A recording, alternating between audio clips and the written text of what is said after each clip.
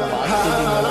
কিন্তু নারুতো বলে এত সহজ, আর আমরা দেখতে পাই যে তার পিছনেই নারুতোর আরেকটা ক্লোন ছিল, আর সে কুনাই দিয়ে তার উপরে আক্রমণ কইরা দেয়, যেটা তার চুলের মধ্যে লাগে। আর প্রথমে সে নারুতোর ক্লোনকে ধ্বংস করে, তারপরে আবার নারুতোর উপরে আক্রমণ করতে শুরু কইরা দেয়। এটা বলে যে এখানে নারুতোর অবস্থা একেবারে খারাপ হইয়া গেছে, আর নারুতো অজ্ঞান হইয়া যায়, আর সেটা দূরে থাকা জোরাও ফিল করতে পারে। আর এই সুন্দরী আবারও নারুতোকে কিস করতে যায়। তোর চাকরা হইতাছে উইন নেচারের চাকরার লোক বেশি পাওয়া যায় না, আর এই কারণে আমার তোকে একটা কিস কইরা তোকে আমার করে ফেলতে হইব।